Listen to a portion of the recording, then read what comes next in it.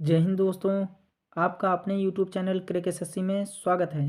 So guys आज के इस वीडियो में देखने वाले हैं जो आपका एसएससी एमटीएस 2023 में जो न्यू वैकेंसी आई है जिसका एग्ज़ाम मई में होने वाला है, उसके लिए टॉप मोस्ट इंपॉर्टेंट क्वेश्चंस को इस वीडियो में डिस्कस करने वाले हैं। और मैं आपको 100% गारंटी देता हूं कि आपके एसएससी एमटीएस 2023 के एग्ज़ाम में यहाँ से प्रश्न ज़रूर पूछे जाएंगे। तो वीडियो को लास्ट तक ज़रूर देखिएगा। आप सभी से रिक्वेस्ट करता हूं कि अभी तक आपने मेरे चैनल को सब्सक्राइब नहीं किया है तो एसएससी एमटीएस का डेली एग्जाम ओरिएंटेड वीडियो पाने के लिए क्रैक एसएससी चैनल को सब्सक्राइब ज़रूर कर लीजिएगा। तो चलिए चलते हैं, वीडियो को स्टार्ट करते हैं। किताब उल हिंद किसकी कृति है? तो हमारा ऑप्शन ए राइट आंसर हो जाएगा, अल बरूनी। किसका कृति है? अल बरूनी है। और ये महमूद गजनवी के साथ भारत आया था अल बरूनी। और इब्न बतूता की पुस्तक का नाम रेहला है। और यह सुल्तान मोहम्मद बिन तुगलक के शासनकाल में आया था। और तारानाथ के बारे में हम देख लेते हैं। तो तारानाथ यह तिब्बती लेखक था और कंगयू तथा तंगयू नामक ग्रंथ की रचना तारानाथ ने की थी। आगे देखते हैं कि भारतवर्ष का जिक्र किस अभिलेख में है? तो भारतवर्ष का जिक्र किस अभिलेख में है? ऑप्शन डी राइट आंसर हो जाएगा, हाथी गुम्फा अभिलेख में है। और ये कलिंग राज खारवेल के शासनकाल में लिखा गया है। और जूनागढ़ अभिलेख गिरनार जो है ये रुद्रदामन के शासनकाल में हुआ है।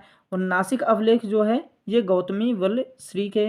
और प्रयाग स्तंभ अभिलेख जो है ये समुद्रगुप्त के शासनकाल में लिखा गया है। आगे देखते हैं, सेल्यूकस निकेटर का राजदूत कौन था? तो सेल्यूकस निकेटर का राजदूत कौन था? ऑप्शन हमारा सी राइट आंसर हो जाएगा, मेगास्थनीज था। कौन था? मेगास्थनीज था। और मेगास्थनीज की पुस्तक का नाम क्या है? इंडिका है। और मेगास्थनीज जो ये था ये चंद्रगुप्त के दरबार में रहता था। और प्लूटार्क के बारे में हम देख लेते हैं कि प्लूटार्क के अनुसार चंद्रगुप्त ने सेल्यूकस को 500 हाथी उपहार में दिए थे।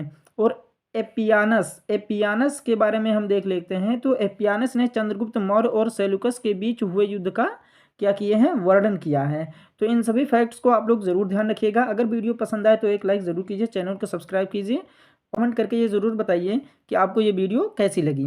आगे देखते हैं कि चंद्रगुप्त मौर्य की मृत्यु कब हुई थी? तो चंद्रगुप्त मौर्य की मृत्यु हुई थी, ऑप्शन बी राइट आंसर हो जाएगा, 298 ईसा पूर्व में हुई थी। चंद्रगुप्त मौर्य की मृत्यु हुई थी। और कहाँ पर हुई थी? तो सरवड़ बेलगोला में हुई थी, उपवास द्वारा हुई थी चंद्रगुप्त मौर्य की मृत्यु हुई थी। आगे देख लेते हैं, बलबन का वास्तविक नाम क्या था?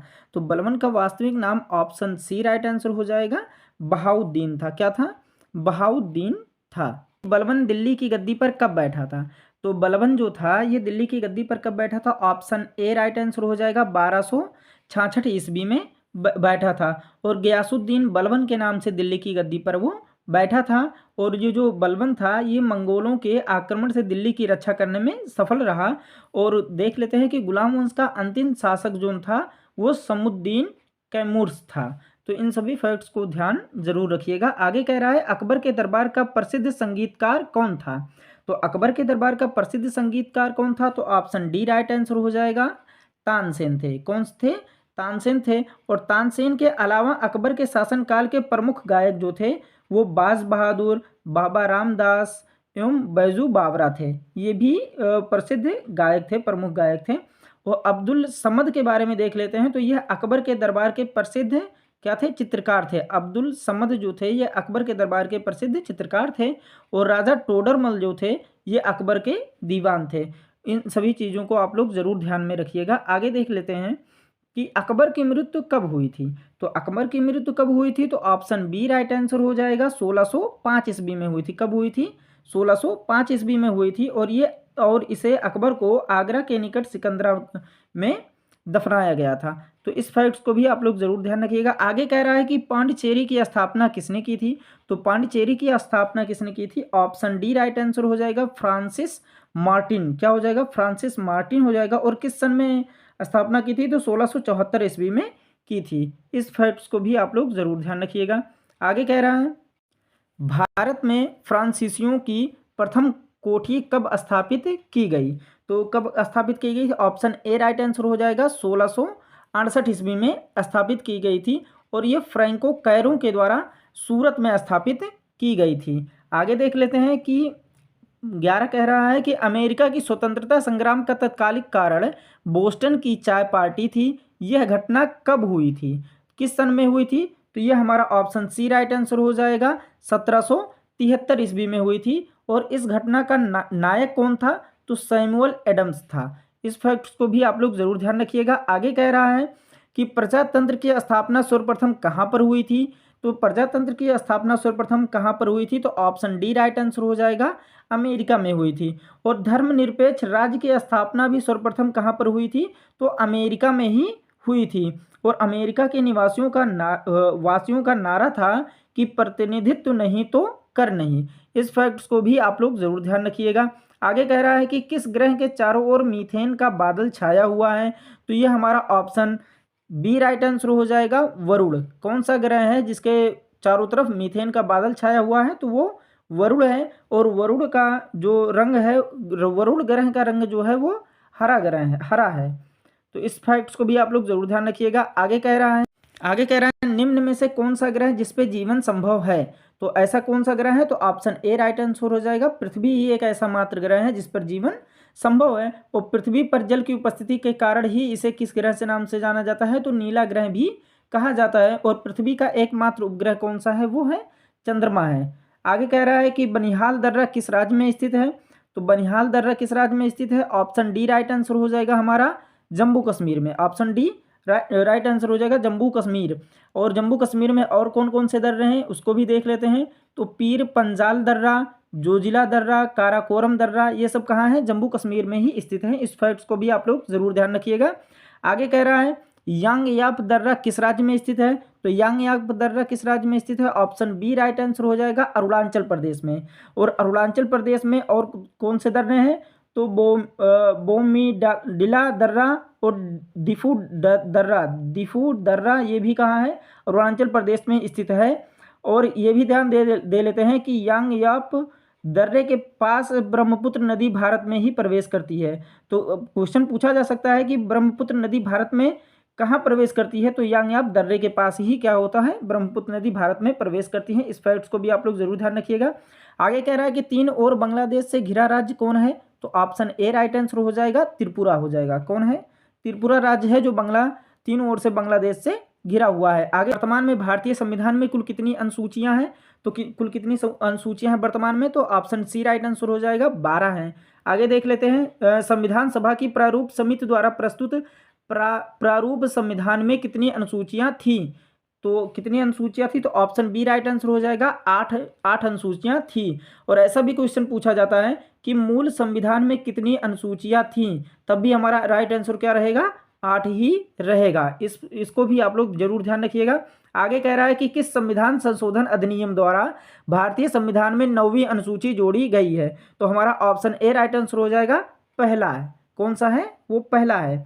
आगे देख लेते हैं कि आधुनिक अर्थशास्त्र का जनक किसे कहा जाता है? तो आधुनिक अर्थशास्त्र का जनक किसे कहा जाता है? ऑप्शन सी राइट आंसर हो जाएगा, एडम स्मिथ। किसे कहा जाता है? एडम स्मिथ को कहा जाता है। मानव विकास रिपोर्ट कौन सी संस्था जारी करती है? तो ये कौन सी संस्था जारी करती है? ऑप्शन ए राइट आंसर हो जाएगा, यूएनडीपी। यूएनडीपी का फुल फॉर्म देख लेते हैं तो यूनाइटेड नेशंस डेवलपमेंट ऑर्गेनाइजेशन है। और इसकी स्थापना 22 नवंबर 1965 ईस्वी में हुई थी। और इसका मुख्यालय कहाँ है? न्यूयॉर्क यूएसए में है। तो इन सभी पॉइंट्स को आप लोग जरूर ध्यान रखिएगा। आगे कह रहा है कि वृहत अर्थशास्त्र शब्द का प्रयोग किसने किया था? वृहत अर्थशास्त्र का प्रयोग सर्वप्रथम किसने किया था? ऑप्शन ए राइट आंसर हो जाएगा, रागनेर फ्रिस्क ने किया था सबसे पहले। आगे देख लेते हैं मिश्रित अर्थव्यवस्था से क्या अभिप्राय है? तो मिश्रित अर्थव्यवस्था से क्या अभिप्राय है? ऑप्शन बी राइट आंसर हो जाएगा हमारा, सरकारी और निजी क्षेत्र का सह अस्तित्व। सरकारी और निजी क्षेत्र का सह अस्तित्व होता है। आगे देख लेते हैं कि शुद्ध घरेलू उत्पाद प्राप्त किया जाता है। तो शुद्ध घरेलू उत्पाद प्राप्त कैसे किया जाता है? तो ऑप्शन सी राइट आंसर हो जाएगा, उपयुक्त दोनों से। ऑप्शन ए से और ऑप्शन बी दोनों से ही क्या किया जाता है? शुद्ध घरेलू उत्पाद प्राप्त किया जाता है।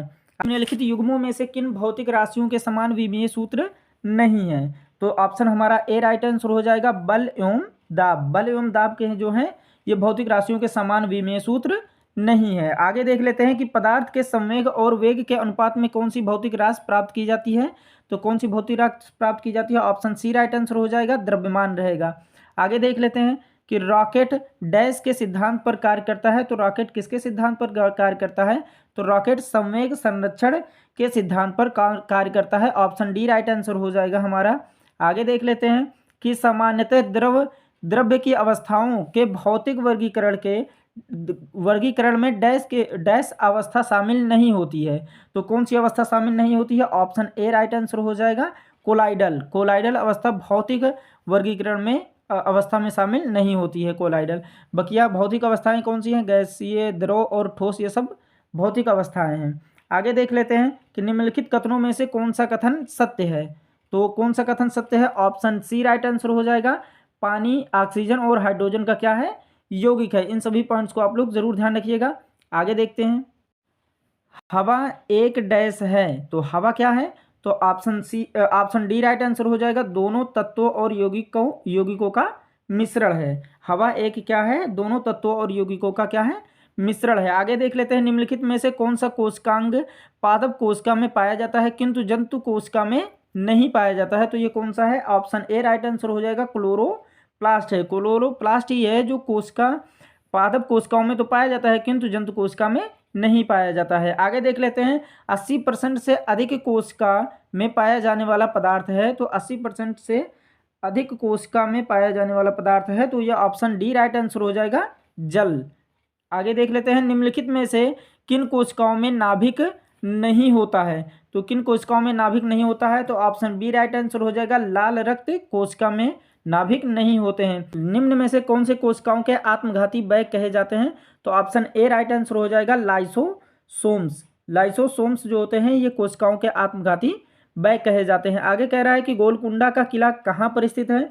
तो गोलकुंडा का किला कहाँ पर स्थित है? ऑप्शन सी राइट आंसर हो जाएगा, हैदराबाद में। कहाँ पर स्थित है? हैदराबाद में। और गोलकुंडा का किला का निर्माण किसने करवाया था? तो कुतुब शाही ने करवाया था। और चार मीनार, मक्का मस्जिद, ये सब भी हैदराबाद में स्थित है। और इसका निर्माण किसने करवाया था? तो कुली कुतुब शाह ने करवाया था। इन सभी पॉइंट्स को आप लोग जरूर ध्यान रखिएगा। आगे कह रहा है, निम्न में से वीणा वादक कौन है? तो निम्न में से वीणा वादक कौन है? तो हमारे ऑप्शन बी राइट आंसर हो जाएगा, एस बालचंद्रन है। कौन है? एस बालचंद्रन है। निम्न में से मोहिनी अट्टम के कलाकार कौन है? तो मोहिनी अट्टम के कलाकार कौन है? ऑप्शन डी राइट आंसर हो जाएगा, रागिनी देवी हैं। कौन है? रागिनी देवी हैं। और अन्य मोहिनी अट्टम के कलाकार के बारे में देख लेते हैं। तो कल्याणी अम्मा, भारती शिवाजी, हेमा मालिनी, श्रीदेवी, ये सब भी क्या है? मोहिनी अट्टम के कलाकार हैं। इन सभी पॉइंट्स को आप लोग जरूर ध्यान रखिएगा। आगे कह रहा है, निम्नलिखित में से कौन सी पुस्तक सलमान रुश्दी द्वारा नहीं लिखी गई है? तो सलमान रुश्दी द्वारा कौन सी पुस्तक नहीं लिखी गई है? तो ऑप्शन बी राइट आंसर हो जाएगा, एन एरिया ऑफ डार्कनेस। ये सलमान रुश्दी के द्वारा नहीं लिखी गई है।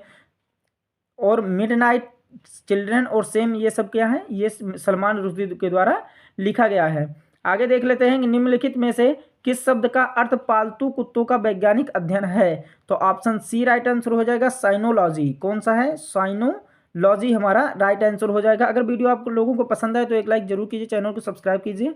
और आईसीसी पुरुष test cricket of the year 2022 का खिताब किसने जीता है? तो किसने जीता है? हमारा ऑप्शन बी राइट आंसर हो जाएगा, बेन स्टोक्स ने। किसने जीता है? बेन स्टोक्स ने जीता है। और ये कहाँ के निवासी हैं? तो इंग्लैंड के रहने वाले हैं। आगे देख लेते हैं, दुनिया की सबसे लंबी कैलीग्राफिक म्यूलर का निर्माण किस देश में किया गया है? तो हमारा ऑप्शन डी राइट आंसर हो जाएगा, सऊदी अरब। कहाँ किया गया है?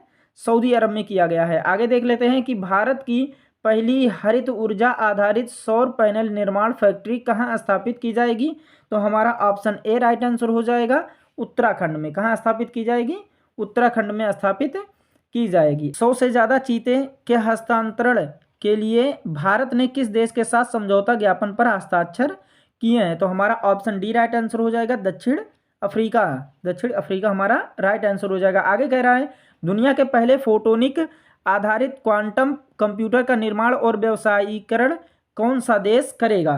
तो यह हमारा ऑप्शन ए राइट आंसर हो जाएगा, कनाडा करेगा।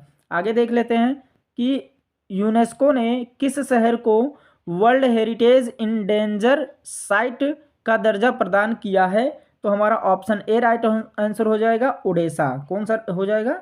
ओडेसा, और ये ओडेसा कहाँ पड़ता है? यूक्रेन में पड़ता है। आगे देख लेते हैं कि किस देश ने पंजाबी भाषा को अपने स्कूली छात्रों के लिए नवीनतम भाषा के रूप में अपनाने की घोषणा की है। तो हमारा राइट आंसर हो जाएगा ऑप्शन ए ऑस्ट्रेलिया। कौन सा हो जाएगा? ऑस्ट्रेलिया हो जाएगा। आगे देख लेते हैं कि वैज्ञानिकों की एक टीम ने पहली बार मेगारॉप्टर सहित डायनासोर की 4 प्रजातियों के अवशेष कहाँ खोजे हैं? तो कहाँ खोजे थे? तो ऑप्शन ए राइट आंसर हो जाएगा दक्षिणी चिली में। कहाँ खोजे थे? दक्षिणी चिली में खोजे थे। आगे देख लेते हैं कि तेलंगाना की पहली महिला मुख्य सचिव कौन बनी है? तो तेलंगाना की पहली महिला मुख्य सचिव कौन बनी है? तो ऑप्शन सी राइट आंसर हो जाएगा शांति कुमारी। कौन है? शांति कुमारी है। और ये भी देख लेते हैं कि तेलंगाना की स्थापना कब हुई थी? तो 2 जून 2014 को हुई थी, और तेलंगाना की राजधानी क्या है? हैदराबाद है। इस पॉइंट्स को भी आप लोग जरूर ध्यान रखिएगा। आगे कह रहा है कि ऑनलाइन गेमिंग के लिए भारत का पहला उत्कृष्टता केंद्र कहाँ पर स्थापित किया जाएगा? तो हमारा ऑप्शन बी राइट आंसर हो जाएगा, शिलांग हो जाएगा।